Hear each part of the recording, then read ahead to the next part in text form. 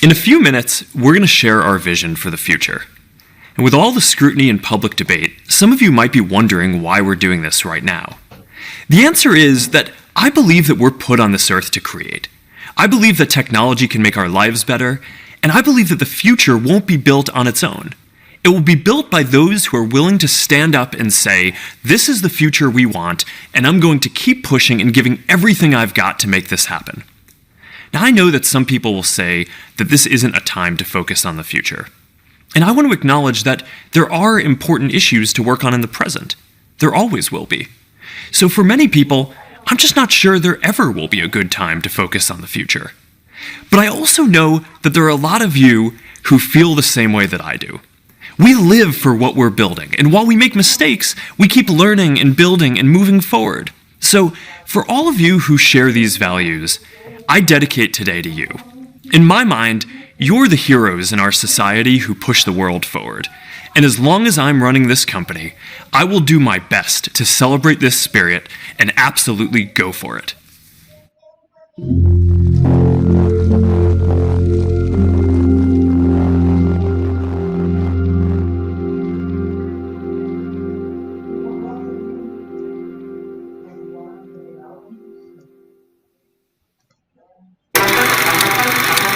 We always ask, where is the future going to take us? But the real question is, where are we going to take the future? There are no closed doors, no walls.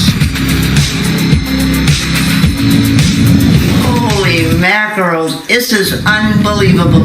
You may have brain surgeons in Edinburgh operating on patients in New Zealand. We'll send emotions, feelings, memories. Imagine a world where we are represented the way we want to be.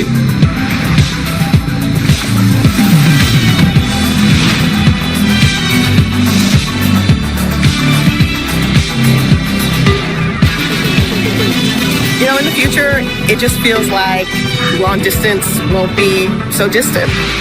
There's a big frontier. Where do you want to go?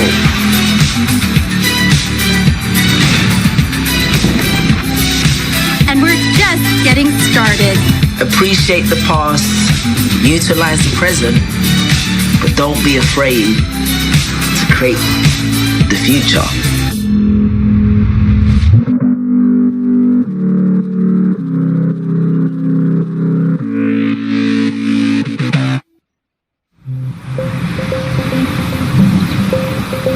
Hey, and welcome to Connect. Today, we're going to talk about the Metaverse. I want to share what we imagine is possible, the experiences you'll have, the creative economy we'll all build, and the technology that needs to be invented, as well as how we're going to all do this together.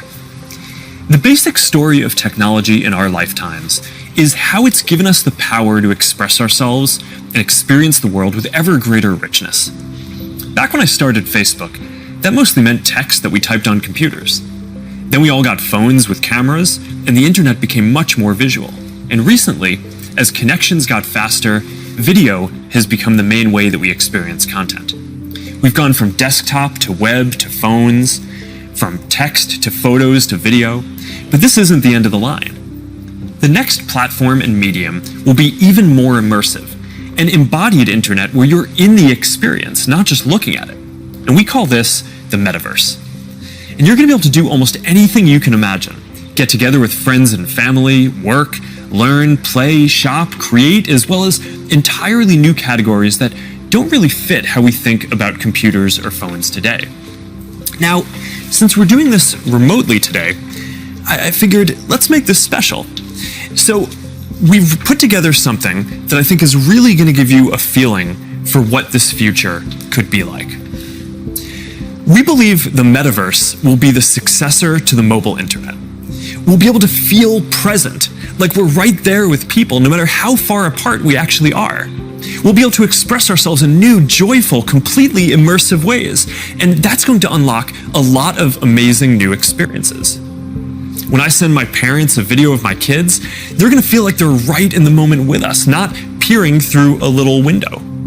When you play a game with your friends, you'll feel like you're right there together in a different world, not just on your computer by yourself. And when you're in a meeting in the metaverse, it'll feel like you're right in the room together, making eye contact, having a shared sense of space, and not just looking at a grid of faces on a screen. That's what we mean by an embodied internet. Instead of looking at a screen, you're going to be in these experiences. Everything we do online today, connecting socially, entertainment, games, work, is going to be more natural and vivid. This isn't about spending more time on screens. It's about making the time that we already spend better. Screens just can't convey the full range of human expression and connection. They can't deliver that deep feeling of presence. But the next version of the internet can. That's what we should be working towards. Technology that's built around people and how we actually experience the world and interact with each other. That's what the metaverse is all about. Now, the best way to understand the metaverse is to experience it yourself, but it's a little tough because it doesn't fully exist yet. Some of the basic building blocks are here though, and others are starting to emerge as we speak. We're starting to get a sense of how it could all come together and what it could feel like. So today we're going to do something a little bit different. Rather than just focusing on this year's products like a normal keynote, we're going to talk about the future. So let's start by exploring what different kinds of metaverse experiences could feel like, starting with the most important experience of all, connecting with people.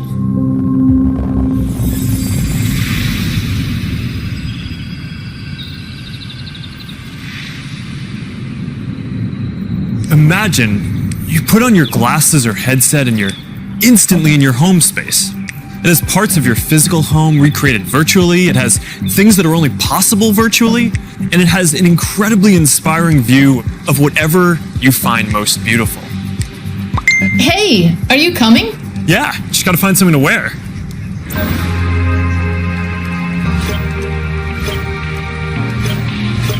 Alright, perfect.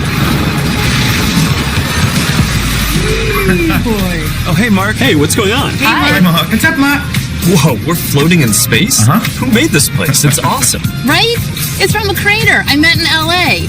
This place is amazing. Boz, is that you? Of course it's me. You know I had to be the robot, man. I thought I was supposed to be the robot. Whoa. I knew you were bluffing. Hey, wait. Where is Naomi? Let's call her. Naomi.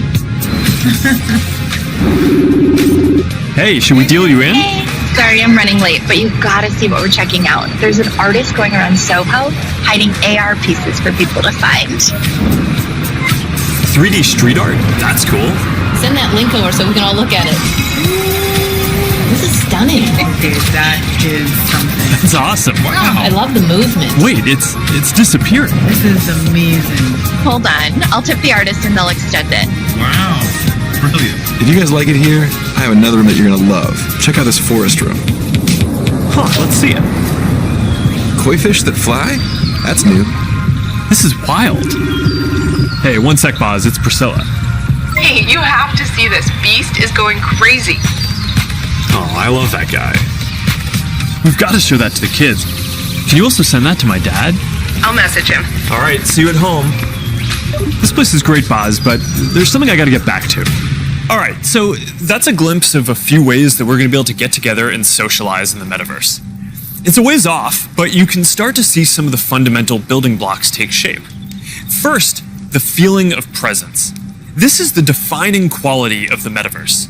You're going to really feel like you're there with other people. You'll see their facial expressions, you'll see their body language, maybe figure out if they're actually holding a winning hand. All the subtle ways that we communicate that today's technology can't quite deliver. Next, there are avatars, and that's how we're going to represent ourselves in the metaverse. Avatars will be as common as profile pictures today, but instead of a static image, they're going to be living 3D representations of you. Your expressions, your gestures, that are going to make interactions much richer than anything that's possible online today. You'll probably have a photorealistic avatar for work, a stylized one for hanging out, and maybe even a fantasy one for gaming. You're going to have a wardrobe of virtual clothes for different occasions, designed by different creators and from different apps and experiences. Importantly, you should be able to bring your avatar and digital items across different apps and experiences in the metaverse. Beyond avatars, there is your home space. You're going to be able to design it to look the way you want, maybe put up your own pictures and videos and store your digital goods. You're going to be able to invite people over, play games, and hang out. You'll also even have a home office where you can work. Your home is your personal space from which you can teleport to anywhere you want. Now, speaking of teleporting, there are going to be all kinds of different spaces that people make. Rooms like the ones that we just saw, but also games and whole worlds that you can teleport in and out of whenever you want. Teleporting around the metaverse is going to be like clicking a link on the internet. It's an open standard. In order to unlock the potential of the metaverse, there needs to be interoperability. And that goes beyond just taking your avatar and digital items across different apps and experiences, which we are already building an API to support. You want to know that when you buy something or create something, that your items will be useful in a lot of contexts and you're not going to be locked into one world or platform. You want to know that you own your items, not a platform.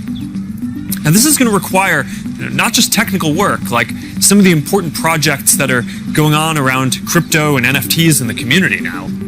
It's also going to take ecosystem building, norm setting, and new forms of governance, and this is something that we're really going to focus on. Privacy and safety need to be built into the metaverse from day one.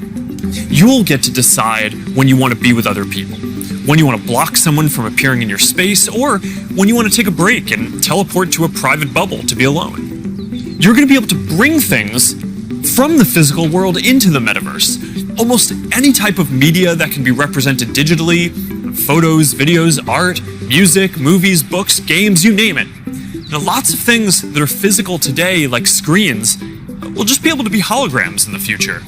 You won't need a physical TV, it'll just be a $1 hologram from some high school kid halfway across the world.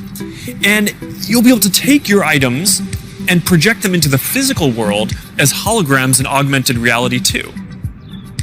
You're going to be able to move across these different experiences on all kinds of different devices, sometimes using virtual reality so you're fully immersed, sometimes using augmented reality glasses so you can be present in the physical world as well, and sometimes on a computer or phone so you can quickly jump into the metaverse from existing platforms. There are going to be new ways of interacting with devices that are much more natural. Instead of typing or tapping, you're going to be able to gesture with your hands, say a few words, or even just make things happen by thinking about them. Your devices won't be the focal point of your attention anymore. Instead of getting in the way, they're going to give you a sense of presence in the new experiences that you're having and the people who you're with. And these are some of the basic concepts for the metaverse. And while this may sound like science fiction, we're starting to see a lot of these technologies coming together. In the next 5 or 10 years, a lot of this is going to be mainstream. And a lot of us will be creating and inhabiting worlds that are just as detailed and convincing as this one on a daily basis. So even though it's still a long way off, we're starting to work on some of these foundational concepts today. Horizon is the social platform that we're building for people to create and interact in the metaverse. One part of this is Horizon Home, which is our early vision for a home space in the metaverse. Horizon Home is the first thing that you'll see when you put on your Quest headset.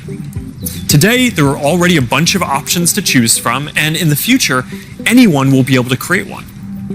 We've just called it Home until now because it's been missing something very important: people. Soon, we're going to be introducing a social version of Home, where you can invite your friends to join you as avatars. You'll be able to hang out, watch videos together, and jump into apps together. Then, there is Horizon Worlds, which is where you can build worlds and jump into them with people.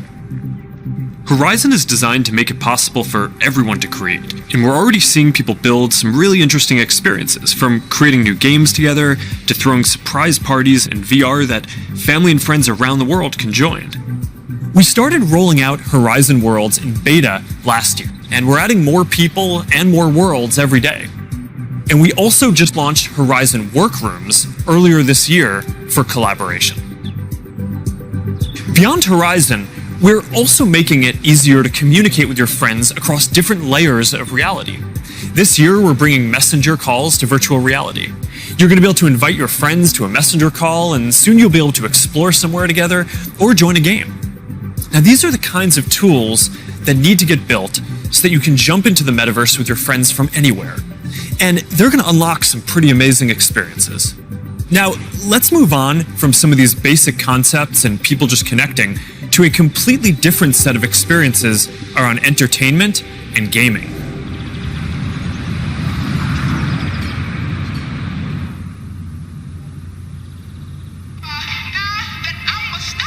Imagine your best friend is at a concert somewhere across the world.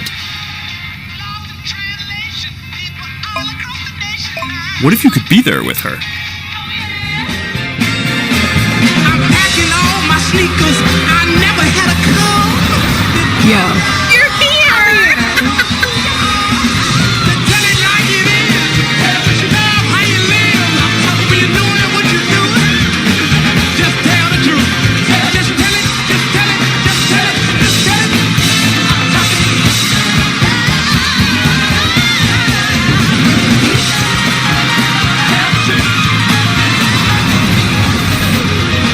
After party passes? Yes.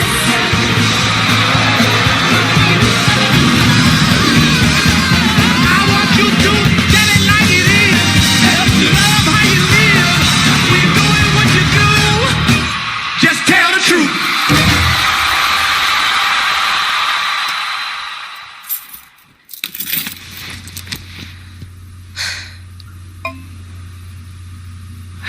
Jumping in now. What if there was an after party that anyone could go to, no matter where they were? This is wild.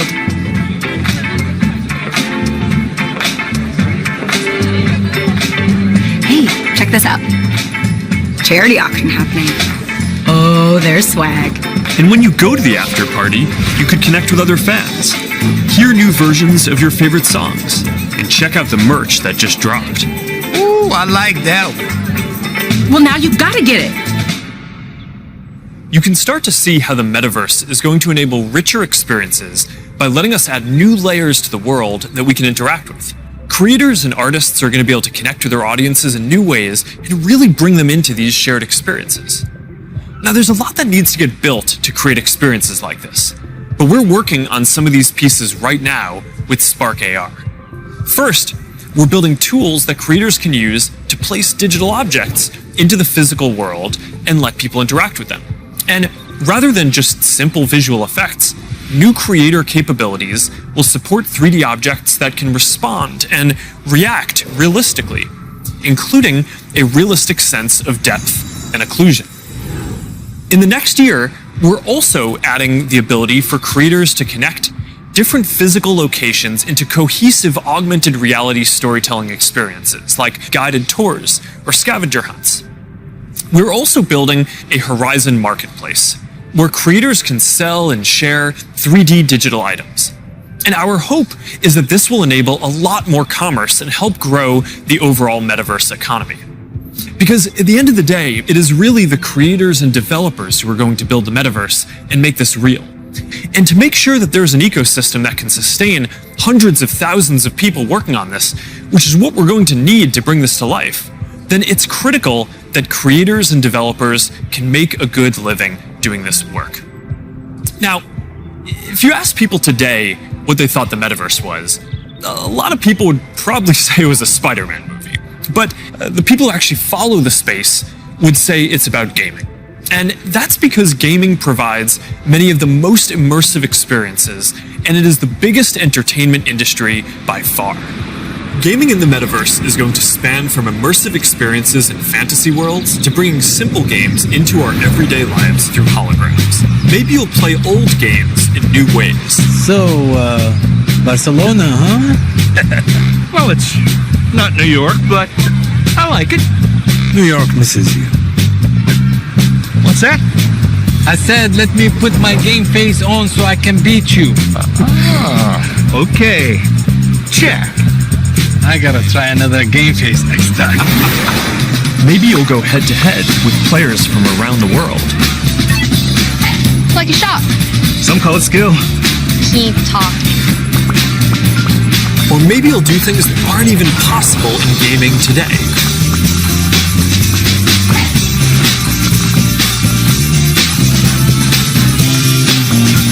Hey Mark, down for a VR foiling sesh?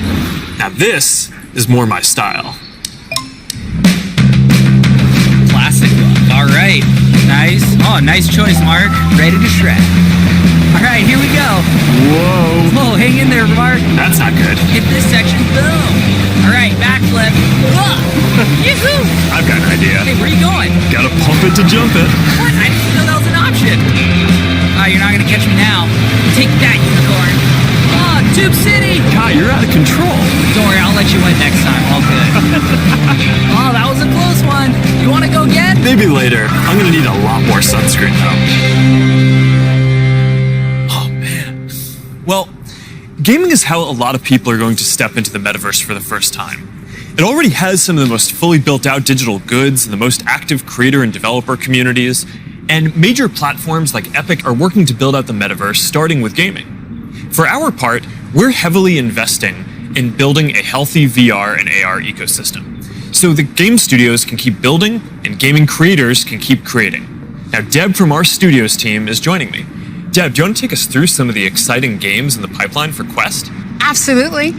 Over the years, we've had the opportunity to work with incredible developers like Vertigo Games, the studio behind fan favorite Arizona Sunshine. I love Arizona Sunshine. That game basically got me and my friends through the first few months of the pandemic. That's awesome. If you enjoyed that, Mark, I think you'll be excited that we're partnering with Vertigo on 5 more great games from Deep Silver and others. We'll share more about this lineup very soon. Nice. What else is coming?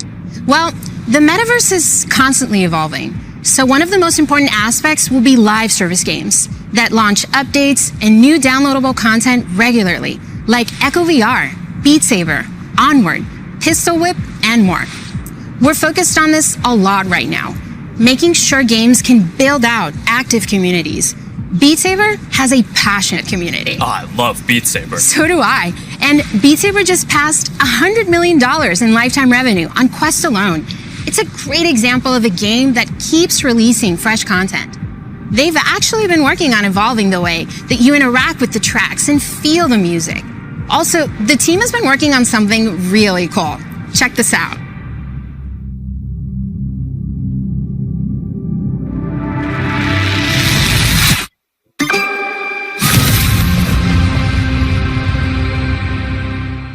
I can't wait to play this. And they keep partnering with incredible artists to release new music packs all the time. Did you play the Billie Eilish music pack last month? Yeah, a little more than I should have. I probably should have been working more on this metaverse presentation. Well, they have a great lineup of artists for 2022. And there's one more epic surprise before the end of the year. So stay tuned. Okay, have you played Population 1? I mean, yeah, I love the game so much that... For those who haven't, Population 1 is a thrilling battle royale that is only possible in VR. Since its launch at Connect last year, it has become one of the highest earning games on Quest and the biggest multiplayer FPS on the platform. You can have up to 24 people in at once for a match. We're super excited to keep launching big updates, like an all-new autumn event later in November and a Winter Wonderland update in December.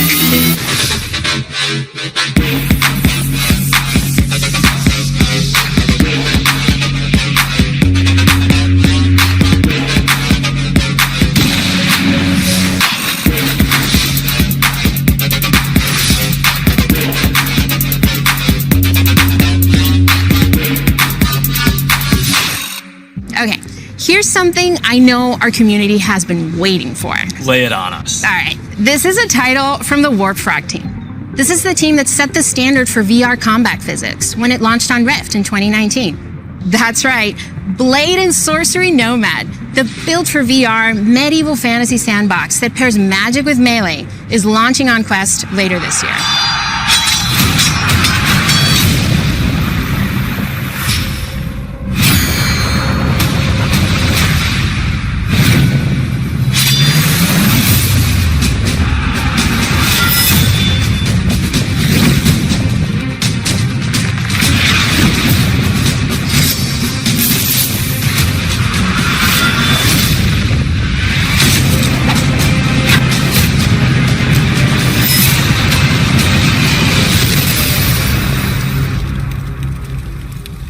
For more gaming updates, look out for the 2022 Oculus Gaming Showcase. It's going to be loaded with news you won't want to miss.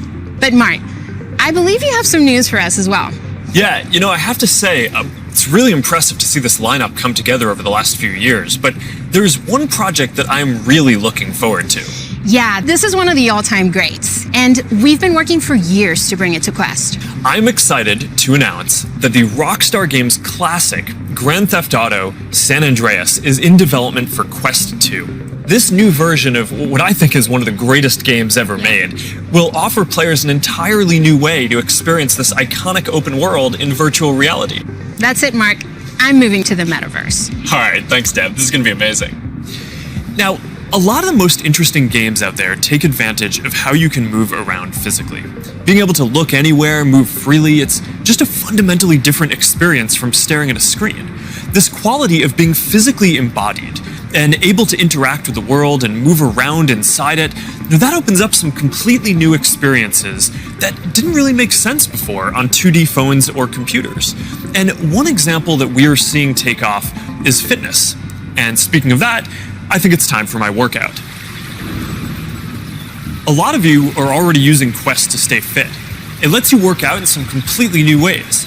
It's kind of like a Peloton, but instead of a bike, you just have your VR headset, and with it you can do anything from boxing lessons to sword fighting to even dancing.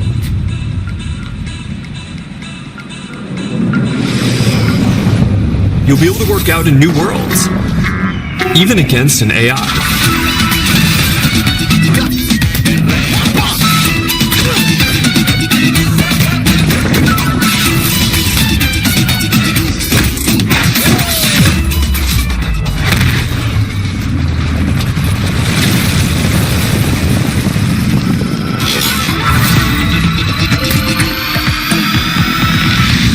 Maybe you'll get some friends together for some 3-on-3. Maybe play pickup with people on the other side of the world.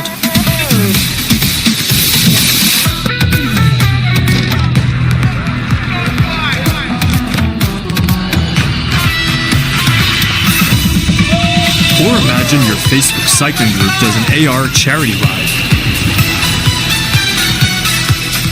Let's go! Complete with a leaderboard.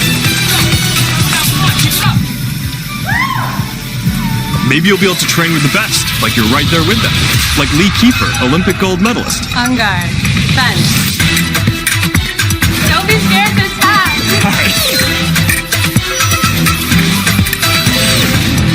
You seem like a natural. Whoa. Alright, that's a little too realistic. See you later, Lee. That was fun. Good job, Mark. And that's what fitness will be like in the Metaverse. Now, I think we're going to see a lot more unique experiences emerging around fitness that take advantage of the full immersion in interactive training. Speaking of which, Supernatural just added boxing to its lineup, FitXR has new fitness studios coming next year, and Player 22 by Rezel, which is currently used by pro athletes, is adding guided and hand-tracked bodyweight exercises soon. We're making a fitness accessories pack that makes Quest 2 more comfortable with controller grips for when things get a bit intense and a facial interface that you can wipe the sweat off of, making your sessions more comfortable. And that's all coming next year. But enough with the fun and games. It's time for everyone's favorite, work. Over the last year and a half, a lot of us who work in offices have gone remote.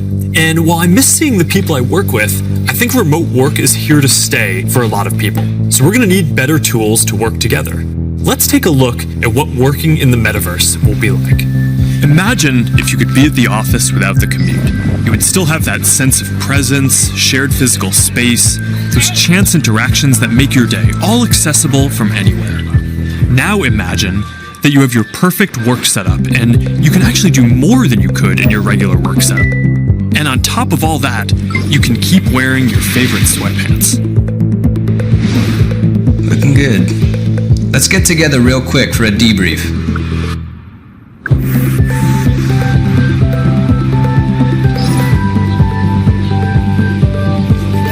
I'm free now. Let's jump in.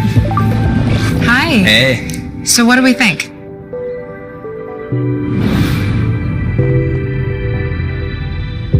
I think it's ready. Great. prep it for the presentation. All right, good luck. Imagine a space where you can tune out distractions and focus on the task at hand. And when you're ready to share what you've been working on, you can present it as if you're right there with the team. Wait, where's Mark? I think he's in the middle of something. You can already see some of these elements in Horizon Workrooms, which we launched a couple of months ago. Later this year, we plan to introduce a room customization, so you can put your own logos and posters in your workrooms. We're also introducing a new office space in Horizon Home, for when you want your perfect workspace to do some focused work or just cross a few things off your to-do list.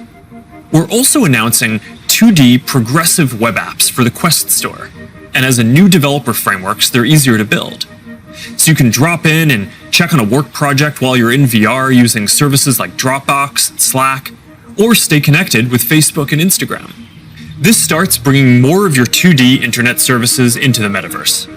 And as we've focused more on work, and frankly, as we've heard your feedback more broadly, we're working on making it so you can log into Quest with an account other than your personal Facebook account. We're starting to test support for work accounts soon, and we're working on making a broader shift here within the next year.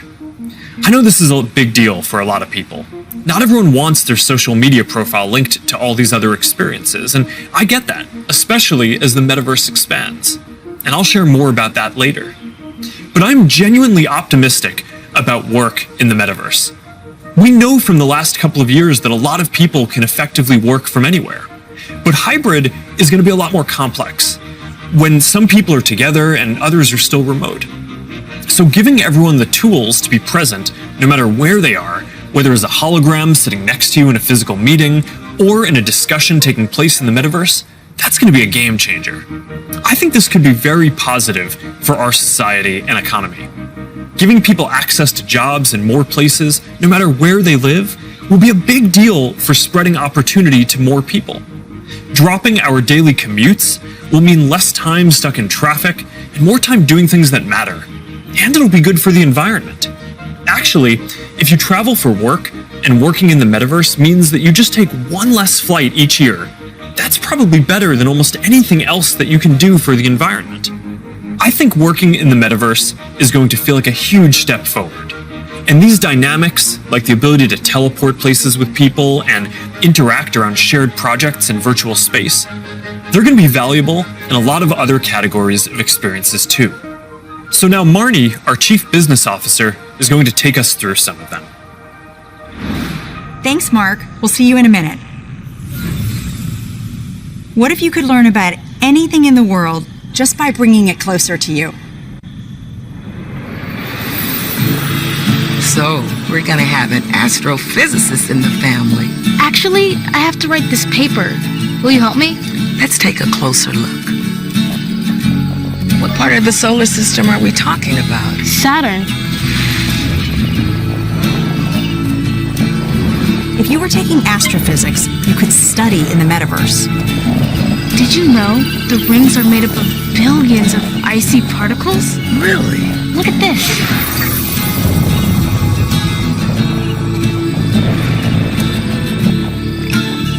You ready to do that paper now, right? Yeah.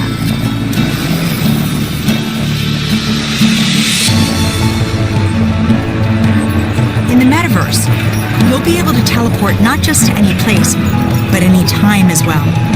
Ancient Rome. Imagine standing on the streets, hearing the sounds, visiting the markets, to get a sense of the rhythm of life over 2,000 years ago. Imagine learning how the Forum was built by actually seeing the Forum get built right in front of you.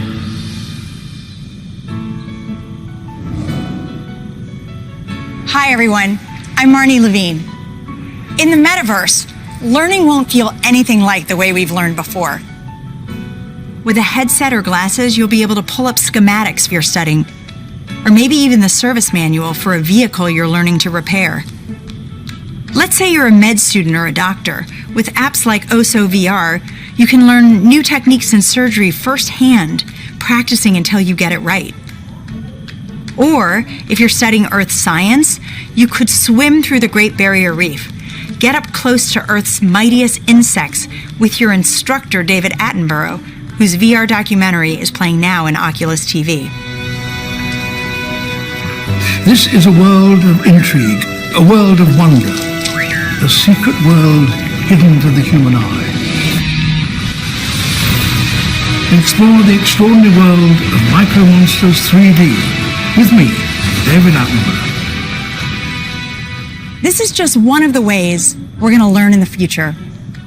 But in order to get there, we're going to need to help build the skill sets of the people who build these experiences. So we're setting aside $150 million to train the next generation of creators to build immersive learning content and increase access to devices. And to help more creators make a living building AR effects using Spark AR, we're going to establish a professional curriculum and certification process, make it easier to monetize, and put our Spark AR curriculum on Coursera and edX. Thanks, Marnie. So that's a glimpse of the kinds of experiences that you might have in the metaverse. From connecting with friends, to gaming and entertainment, to work and education, and creation and commerce. Now, let's talk about how creators and developers are going to build all of this, and about the economy that we all need to create. The last few years have been humbling for me and our company in a lot of ways. One of the main lessons that I've learned is that building products isn't enough. We also need to help build ecosystems so that millions of people can have a stake in the future, can be rewarded for their work, and benefit as the tide rises, not just as consumers, but as creators and developers. But this period has also been humbling because as big of a company as we are, we've also learned what it is like to build for other platforms. And living under their rules has profoundly shaped my views on the tech industry. Most of all, I've come to believe that the lack of choice and high fees are stifling innovation, stopping people from building new things, and holding back the entire internet economy. We've tried to take a different approach. We want to serve as many people as possible, which means working to make our services cost less, not more. Our mobile apps are free, our ads business model is an auction which guarantees every business the most competitive price possible. We offer our creator and commerce tools either at cost or with modest fees to enable as much creation and commerce as possible. And it's worked. Billions of people love our products. We have hundreds of millions of businesses on our platform, and we have a rapidly growing ecosystem and a thriving business. That's the approach that we want to take to help build the metaverse too. We plan to continue to either subsidize our devices or sell them at cost to make them available to more people. We'll continue supporting sideloading and linking to PCs so consumers and developers have choice, rather than forcing them to use the Quest store to find apps or reach customers. And we'll aim to offer developer and creator services with low fees in as many cases as possible so we can maximize the overall creator economy, while recognizing that to keep investing in this future, we'll need to keep some fees higher for some period to make sure that we don't lose too much money on this program overall. After all, while a growing number of developers are already profitable, we expect to invest many billions of dollars for years to come before the metaverse reaches scale. Our hope, though, is that if we all work at it, then within the next decade, the metaverse will reach 1 billion people, host hundreds of billions of dollars of digital commerce, and support jobs for millions of creators and developers. We'll try to lay out how some of this commerce model will work, but I also want to be upfront about the fact that there's a ton that we just don't know yet. What I can tell you, though, is that we are fully committed to this. It is the next chapter of our work, and we believe for the internet overall. And our strategy and track record show that we will do everything we believe is sustainable to grow the community, the creator economy, and the developer ecosystem. And to tell us more about all of that, here's Vishal, our head of Metaverse products. Thanks, Mark. As you said, our approach is to serve as many people, creators, and businesses as we can by keeping fees as low as possible and offering choice. As a company, we have been investing in commerce and creators for many years. But let me take a moment and explain how this will all come to life in the metaverse. For people, the metaverse will offer more choice than we've ever seen before. And most importantly, there will be a real sense of continuity where the things you buy are always available to you. Today, much of what you buy on the internet is inside a single app, website, or game. You might buy a custom skin for your gaming avatar, but you can't take it with you when you move to a new space. In the physical world, that would be the equivalent of buying your favorite sports team's jersey and never be able to wear it outside the stadium. In the future, you will be able to buy digital clothes for your avatar and then wear them into the metaverse more broadly. For creators, our goal is to provide a way for as many creators as possible to build a business in the metaverse. One thing we've learned from today's digital platforms is that we can't artificially limit innovation. We need to enable as many different types of creators as possible to unlock the best ideas. There will be many different kinds of creators in the metaverse. Creators who make digital objects, creators who offer services and experiences, and those who build entire worlds like game creators do today. We also want creators to have the biggest possible audiences. If a creator designs a signature effect to surround avatars, their fans should be able to buy it and then visit different spaces to show it off to their friends. Frankly, if a creator builds any experience, all of their fans should be able to enjoy it. Businesses will be creators too, building out digital spaces or even digital worlds. They'll sell both physical and digital goods, as well as experiences and services. And they'll be able to use ads to ensure the right customers find what they've created. Speaking of buying things, we're also exploring new types of ownership models and entitlements to ensure people feel confident that they actually own something. This will make it easier for people to sell limited edition digital objects like NFTs, display them in their digital spaces, and even resell them to the next person securely. In short, the metaverse will remove many of the physical constraints we see on commerce today and make entirely new businesses possible. While this is very exciting, the metaverse is all about co-creating. We're building this together with creators, developers, and entrepreneurs. So today, I've asked Jackie Aina to join me to start a conversation about what might be possible. Jackie is a beauty creator who launched her own lifestyle brand on Instagram called Forever Mood, where she sells candles with scents like cuffing season and partners with major brands on makeup drops. So let's meet Jackie in her space. Here we are in this digital space, totally inspired by you and all the things that you love. Jackie, I've been such a big fan of yours for such a long time. Tell me a bit about how you got started in social media. So, rewind back to 2009.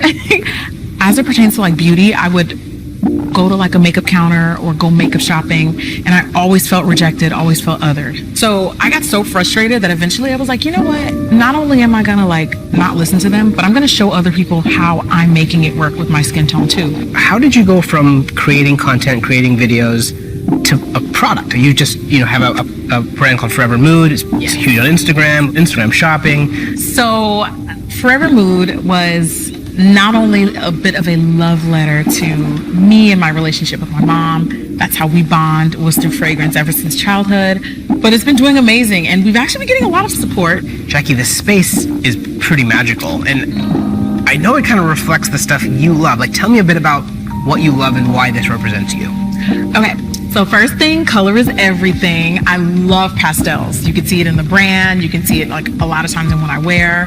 With the metaverse, when we're curating collections or even just brainstorming, this would be a great way to like gather us all together and literally kind of create atmospheres and environments and moods to just kind of enhance creativity. And then if I can invite people, it would be like inviting them in my home. You know what I mean? It'd be like bringing them into a piece of me. So I would want them to feel some of the things that I feel when I step into my house or when I light my candles.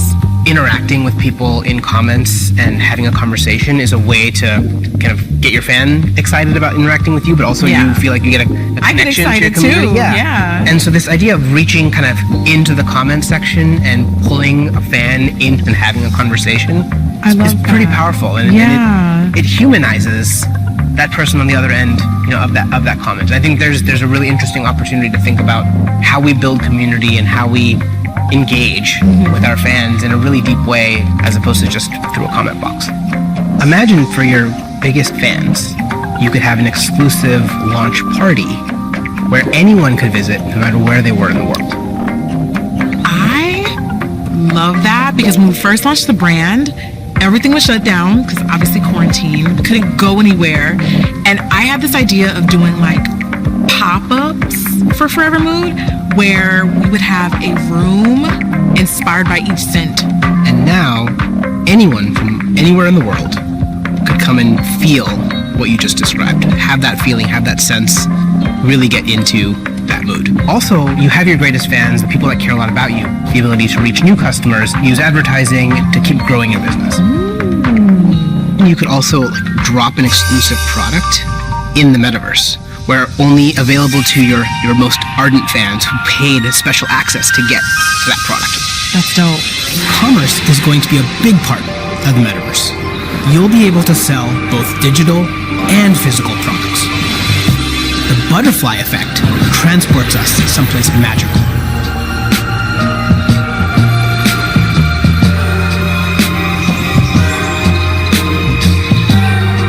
So beautiful. So Jackie, as we walk through this amazing world, what does the metaverse mean to you? I just feel like this is like endless possibilities with my imagination. I can't even begin to imagine how meaningful the metaverse will be thanks to creators like you.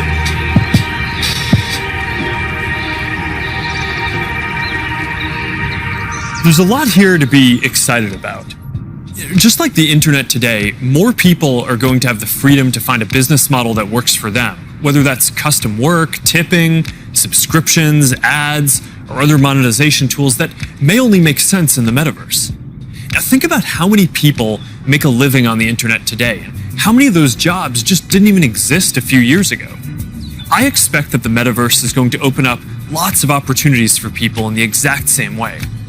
Now, we have confidence in this general direction, and we're investing significantly in building for this future, but the reality is that no one knows exactly which models are going to work and make this sustainable. So we're going to approach this with humility and openness, and we're going to work with anyone whose efforts will help bring the metaverse to life. So now Boz is going to join us to talk about what people are already building for the metaverse and what kinds of tools we can create to help out. Hey Boz, I'm still kind of jealous of your robot avatar. Yeah, man, you gotta have the robot when you're working your dance moves, right? I mean, of course. Look, Mark, we've been working on Facebook Reality Labs for a long time, but we always kept the same vision, which is that we want to build tools that help people feel connected anytime, anywhere. And that vision is what drives us today, to help people get together in virtual spaces. We've come a long way since the early days of VR, thanks to the developers and the creators who see the potential to entertain and to educate. But of course, we still have a lot farther to go. So to keep the pace of innovation moving faster and empower more use cases, we do have a few exciting announcements. Today, we're introducing the Presence platform, which is a broad range of machine perception and AI capabilities that empower developers to build mixed reality experiences on Quest 2. Now, you want to tell us more about the Presence platform? Yeah, we've said before that realistic presence is the key to feeling connected in the metaverse. And the Presence platform's capabilities are what's going to deliver on that promise. Things like environmental understanding, content placement and persistence, voice interaction, standardized hand interactions. In fact, let's start with hands. I mean, the human hand is an engineering marvel.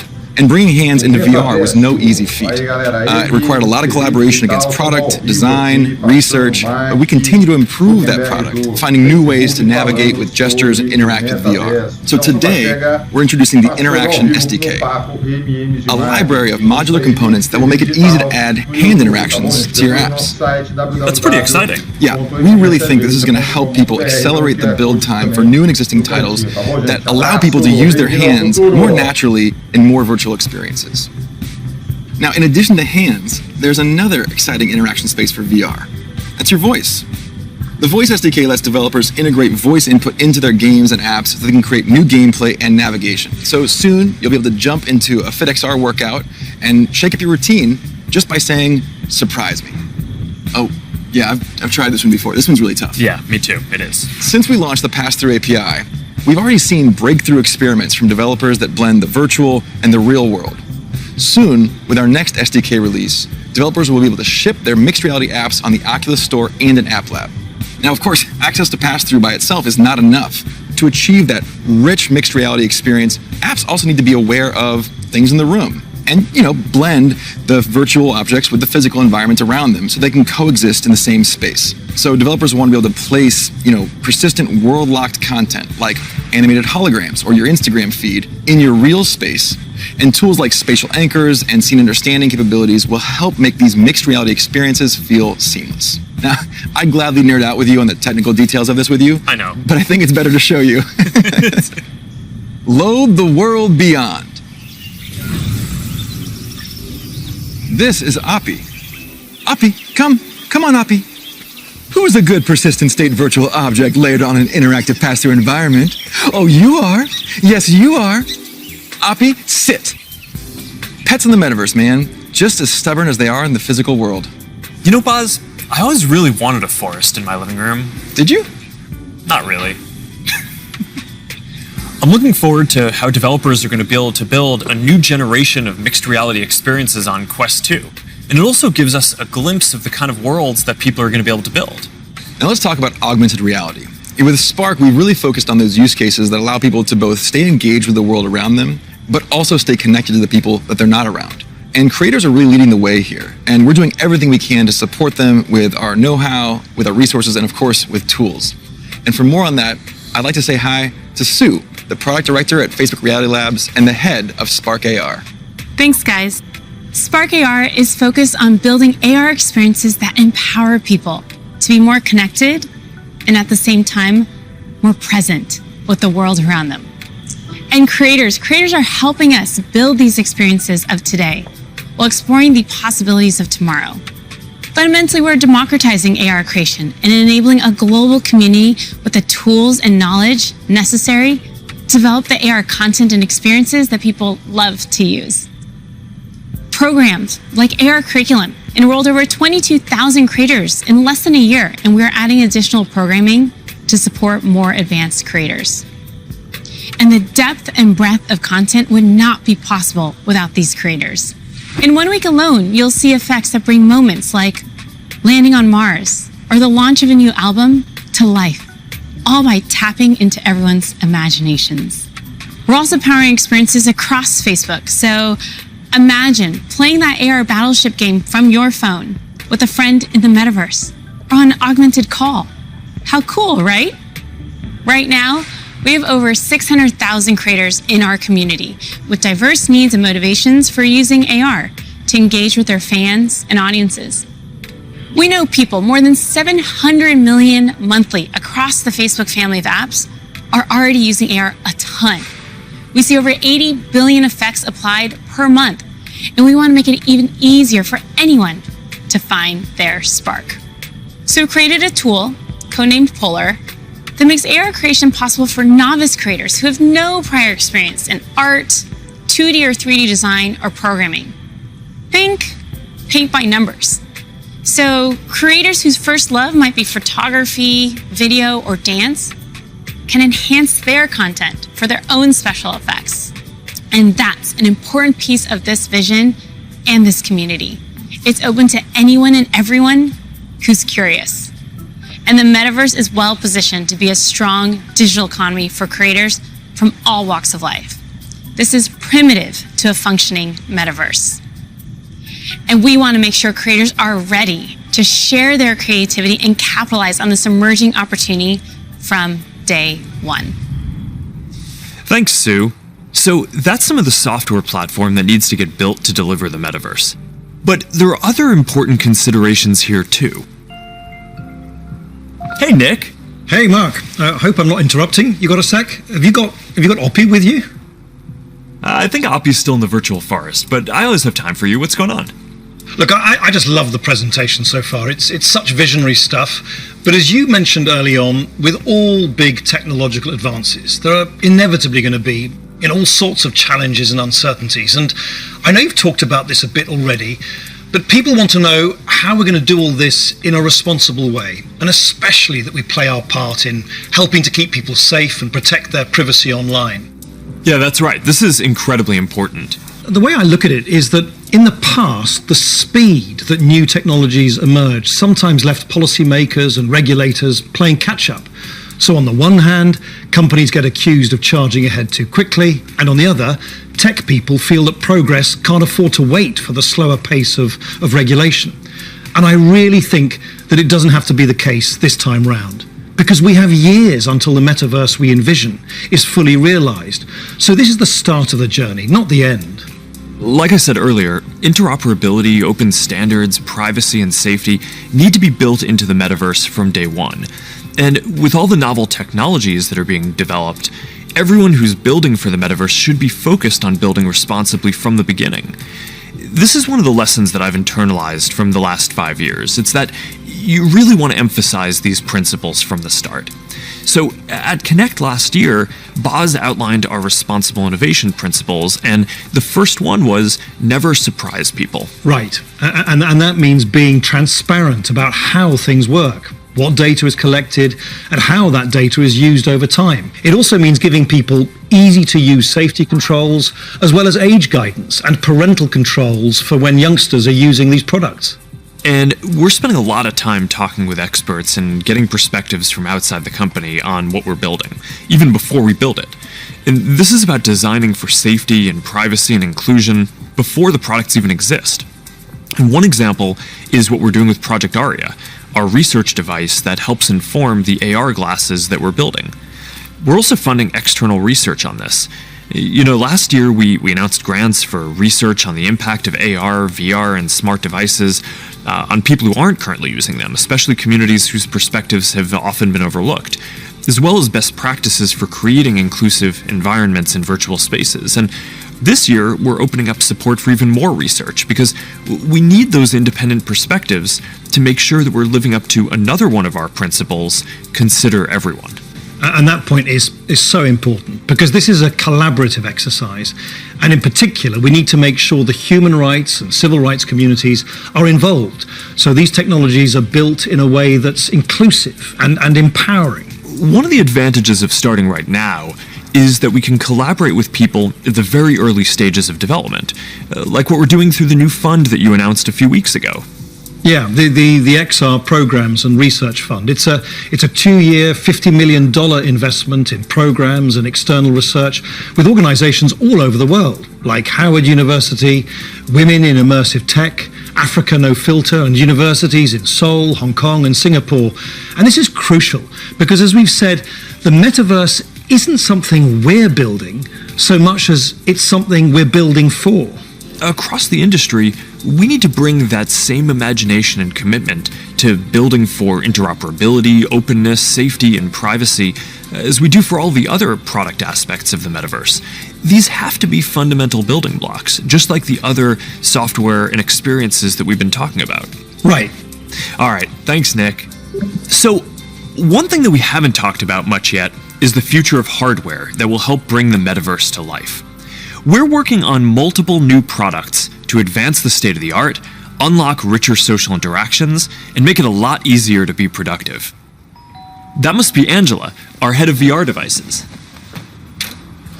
Hey, Angela. Hey, Mark. Is that what I think it is? I sure hope it is. All right, come on in. So, what do you think is the most exciting thing that we're working on right now? That's hard to say. You know, we have such an exciting pipeline. But next year, we are releasing a new product that will push the boundaries of VR even further. We've codenamed it Project Cambria. So this isn't the next Quest. It's going to be compatible with Quest, but Cambria will be a completely new, advanced, and high-end product, and it'll be at the higher end of the price spectrum too. Our plan here is to keep building out this product line to release our most advanced technology before we can hit the price points that we target with Quest. All right, so let's talk about some of the new advances here. Yeah, sure. There's a ton of new tech going into Cambria. For example, your avatar will be able to make natural eye contact and reflect your facial expressions in real time. This way, people you're interacting with will have a real sense of how you're actually feeling. It does mean building more sensors into a form factor that's comfortable to wear for a while. And because we want VR to be for everyone, we also have to make sure avatars represent a diverse set of human facial features and skin tones, as well as paying attention to things like glasses and beards that might get in the way of some of the sensors. So that's going to be a big step forward for social presence, and I'm really glad that we're focused on making it inclusive from the start. Now, what about unlocking more mixed reality experiences?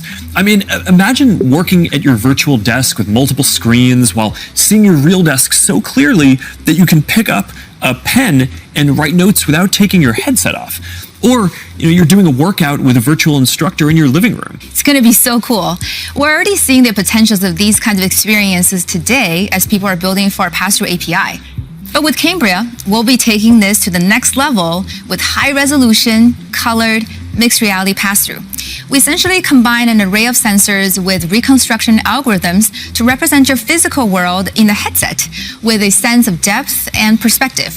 Now, we're still a ways away from exactly matching what our eyes see in the physical world, but we're pretty encouraged by how far we've been able to advance the pass-through experience so far. Definitely, but we also need to push the visuals to the next level. So let's talk about the progress that we're making on optics. Yeah, we're pushing the limits of display technology and form factor with something called pancake optics. They essentially work by folding light several times over to achieve a slimmer profile than current lenses. Now, with several optical layers, we'll need to precisely control every aspect of design and fabrication to achieve that high-quality, artifact-free display and really just deliver the best optics ever in one of our headsets. That's pretty awesome. But let's make sure that we leave some of the good stuff for next year's release too. All right, now I'm excited to keep building out this new product line over future generations so we can keep getting our most advanced technology into people's hands even before we can get it into our Quest product line. That's our goal. We're starting to work with developers to build experiences for Cambria as we speak, and we're looking forward to sharing so much more with y'all next year. Sounds good. Now, beyond virtual reality, we are also focused on the hardware to make true augmented reality possible. In a lot of ways, augmented reality is even harder, not just because we need to invent a completely new optical stack that's not based on screens, but because we basically need to fit a supercomputer into a pair of normal-looking glasses. So we're approaching this problem from two directions. First, how much technology can we pack into a pair of normal, great-looking glasses today? And second, how do we take the long-term tech stack to do everything and keep miniaturizing and improving it until it fits into a pair of normal, good-looking glasses? On the first path, last month we launched Ray-Ban Stories, our first smart glasses in partnership with EssilorLuxottica. They're not full AR glasses yet, but they let you take pictures and videos, listen to music, and take phone calls while you're out looking at the world instead of down at your phone. And we built leading privacy features into the glasses, like the LED light whenever you're recording, which phones don't even have. And we delivered this in the iconic Ray-Ban style for just $299. These are all steps along the path to an embodied internet. But the ultimate goal here is true augmented reality glasses, and we've been working on that too. And today, I want to show you an experience that we've been working on for Project Nazare, which is the code name for our first full augmented reality glasses. Here, you'll see you're chatting with friends on WhatsApp and planning a game night. You can select a game, and then, as you walk over to your kitchen, you can easily just put your game onto the table and you're off. And that's the kind of experience that augmented reality will unlock. There's a lot of technical work to get this form factor and experience right.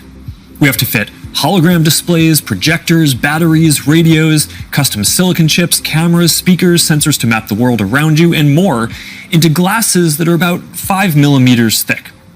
So we still have a ways to go with Nazare, but we are making good progress.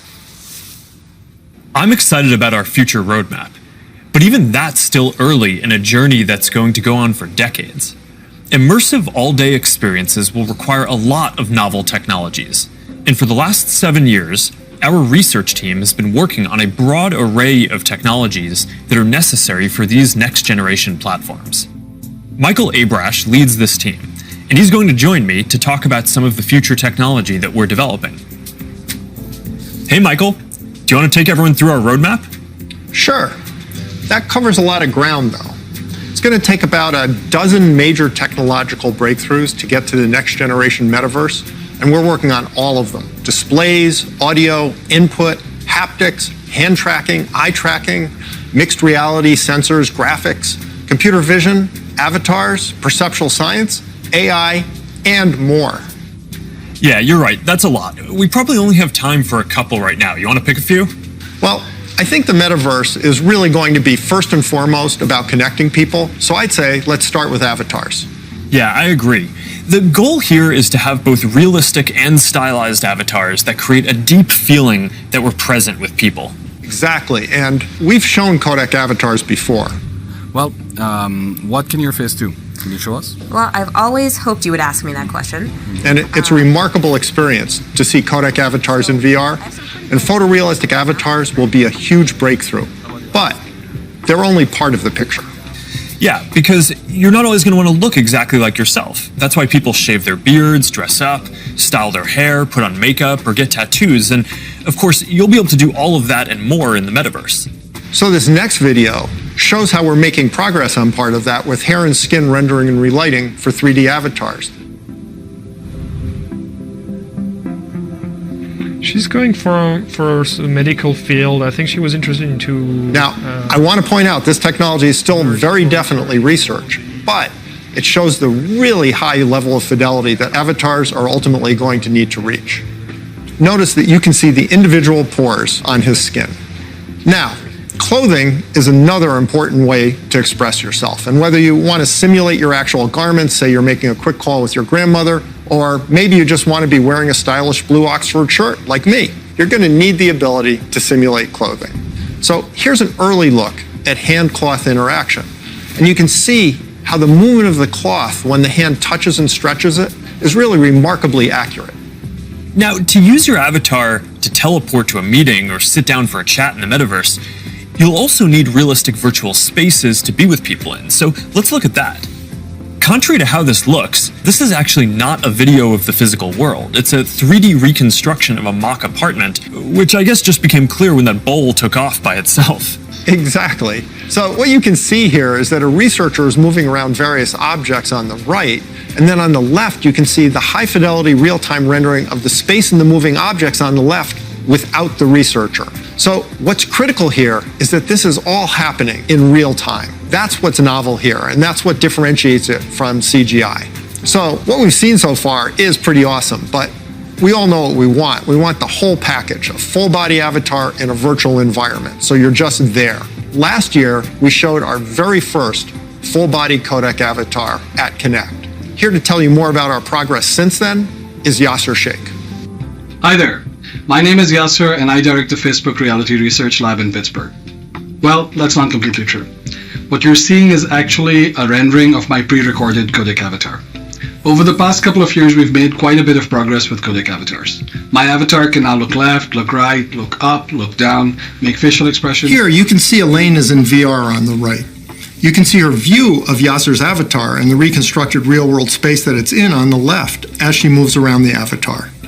What you see on the left is an entirely virtual reconstruction. This gives you a sense of a future in which you'll be able to interact with another person's realistic avatar in virtual reality in real time. Now, preventing others from using your avatar will be critical. That's why, even though this is early stage research, we're already thinking about how we could secure your avatar, whether by tying it to an authenticated account or by verifying identity in some other way. All right, so we've talked about what we're going to be able to see, but of course we also want to be able to actually do things in the metaverse. And while seeing your hands in VR and manipulating virtual objects is a big step forward towards that, then we're going to need an even easier and more intuitive way to interact with virtual content when you're on the go wearing AR glasses. And we believe that neural interfaces are going to be an important part of how we interact with AR glasses. And more specifically, EMG input from the muscles on your wrist combined with contextualized AI. It turns out that we all have unused neuromotor pathways, and with simple and perhaps even imperceptible gestures, sensors will one day be able to translate those neuromotor signals into digital commands that enable you to control your devices. It's pretty wild. So let's take a look at what EMG input is going to be able to do and where we are with it today. This video shows some of the ways that we think that wrist-based neural interfaces can provide an important input tool for AR glasses. So at first, that input is going to just be around enabling basic gestures, click, scroll, select. But As the technology evolves, EMG input could potentially unlock full-speed typing, and it could give you subtle, personalized controls that you can use in any situation. This is genuinely unprecedented technology. So let's look at an early prototype that shows how it could be used in AR. This experimental UI shows for the first time how EMG input could one day allow you to send a message in AR with your hand resting comfortably at your side without ever having to look at a screen. Notice how the researcher used an overt and highly visible click gesture to send the first message. We've made a lot of progress over the last year, and we're now able to do the same thing with the smallest of movements of the hand. EMG enables this by picking up subtle neuromotor commands with remarkable precision. So basically what you're saying is that you're going to be able to send a text message just by thinking about moving your fingers. That's going to be pretty amazing. But I guess it's just one part of the equation, because the other is AI that understands your context and can give you a simple set of choices based on that context. So let's take a look at an AI interaction model that we've built using Project Aria, our initiative to accelerate research into AR glasses and live maps that we talked about last year. Remember the mock apartment we saw earlier? Well, we've indexed every single object in it, including not only location, but also the texture, geometry, and function of each one. We fed all that information into the Project Aria glasses Ming-Fei is wearing in this next demo. And the reason is to simulate how AR glasses will ultimately be able to access data from a 3D map that will help them identify the real-world objects in the space around you and better understand your context so they can help you. What's happening here is that the glasses are calculating where Ming-Fei is in the room, locating and identifying all the nearby objects based on the index mentioned earlier, and figuring out which of those objects Ming-Fei is interested in by observing her eye movements. That contextual information, in turn, enables the system to offer proactive assistance to Ming-Fei in a variety of ways. Here, the system knows that she may want to turn on the TV, so when she clicks while looking at it, the system turns it on. Ultimately, her AR glasses will tell her what her available actions are at any time. Hey assistant, where's my favorite mug? We're also working on a voice interface that will let you locate any object. Here, the system is displaying the current location of the mug. In the future, it might tell her where it is using speech or text, or it might highlight the location in her glasses. Really, it's an early look at the sort of intuitive, low-friction interface that AI plus EMG input will enable in the future. This is how we'll all be interacting one day. Thanks, Michael. That was awesome. All right, so I hope that gives you a sense of some of the technical challenges that we're working on to deliver deep and immersive experiences in the metaverse. A lot of what we've shown today isn't going to be available in the next year or two. Some of this is still a long way off. But this is some of the most exciting stuff that I've ever gotten to work on, and I'm just incredibly energized to be on this journey with all of you. And there's one more thing that I want to tell you about today. I believe the metaverse is the next chapter for the internet, and it's the next chapter for our company too. So I've been thinking a lot about what this means for our company and who we are as we embark on this journey. We're a company that focuses on connecting people. While most other tech companies focus on how people interact with technology, we focus on building technology so people can interact with each other. One of the reasons I started Facebook was that at the time you could use the internet to find almost anything. Information, news, movies, music, shopping, except for the thing that matters most of all, people. Today, we're seen as a social media company. But in our DNA, we are a company that builds technology to connect people.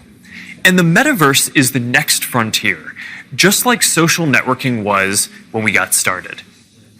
Facebook was born in a specific time and place, a college campus, the web. It was what we could build at the time to put people back into our experience of technology. But connecting people was always much bigger. From way earlier on, I remember sitting in middle school classes, sketching in my notebooks, ideas that I wanted to code when I got home. And even though I didn't have the skill or technology to build it yet, it was always clear that the dream was to feel present with the people we care about. Isn't that the ultimate promise of technology? To be together with anyone, to be able to teleport anywhere, into create and experience anything. Yet here we are in 2021, and our devices are still designed around apps, not people. The experiences we're allowed to build and use are more tightly controlled than ever. And high taxes on creative new ideas are stifling. This is not the way that we are meant to use technology. The metaverse gives us an opportunity to change that if we build it well. But it's going to take all of us, creators, developers, companies of all sizes. Together, we can finally put people at the center of our technology and deliver an experience where we are present with each other. Together, we can create a more open platform with more ways to discover experiences and more interoperability between them. And together, we can unlock a massively bigger creative economy. I know the internet story isn't straightforward. Every chapter means new voices and new ideas, and yes, there will be challenges and risks and disruption of established interests. But there will also be opportunities and benefits that we can't even imagine yet, for connection, for creation, for learning, and joy. We'll all need to work together from the beginning to bring the best possible version of this future to life. A future where, with just a pair of glasses, you will be able to step beyond the physical world and into the kinds of experiences that we have talked about today. I've been thinking a lot about our identity as we begin this next chapter. Facebook is one of the most used products in the history of the world. It is an iconic social media brand, but increasingly, it just doesn't encompass everything that we do. Instagram, WhatsApp, Messenger, Quest, now Horizon, Nazare, and more. Building our social media apps will always be an important focus for us. But right now, our brand is so tightly linked to one product that it can't possibly represent everything that we're doing today, let alone in the future. Over time, I hope that we are seen as a metaverse company. And I want to anchor our work and our identity on what we are building towards. We just announced that we are making a fundamental change to our company. We're now looking at and reporting on our business as two different segments, one for our family of apps and one for our work on future platforms. And as part of this, it is time for us to adopt a new company brand to encompass everything that we do. To reflect who we are and what we hope to build, I am proud to announce that starting today, our company is now Meta. Our mission remains the same. It's still about bringing people together. Our apps and their brands, they're not changing either. And we are still the company that designs technology around people. But now we have a new North Star to help bring the metaverse to life. And we have a new name that reflects the full breadth of what we do and the future that we want to help build. From now on, we're going to be Metaverse first, not Facebook first. That means that over time, you won't need to use Facebook to use our other services. And as our new brand starts showing up in our products, I hope that people come to know the Meta brand and the future that we stand for. I used to love studying classics, and the word meta comes from the Greek word meaning beyond. For me, it symbolizes that there is always more to build. There's always a next chapter to the story. And for us, that's a story that started in the dorm room and grew beyond anything we could imagine, into a family of apps that people use to find one another, to find their voice, to start businesses and communities and movements that have changed the world. I'm proud of what we've built so far and excited about what comes next as we move beyond what's possible today, beyond the constraints of screens, beyond the limits of distance and physics, and towards a future where everyone can be present with each other, create new opportunities, and experience new things. It's a future that is beyond any one company, that will be made by all of us.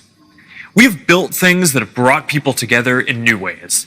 We've learned a lot from struggling with social issues and living under closed platforms. And now it is time to take everything that we have learned and help build the next chapter. I am dedicating our energy to this more than any other company in the world. And if this is the future that you want to see, then I hope that you will join us. Because the future is going to be beyond anything we can imagine.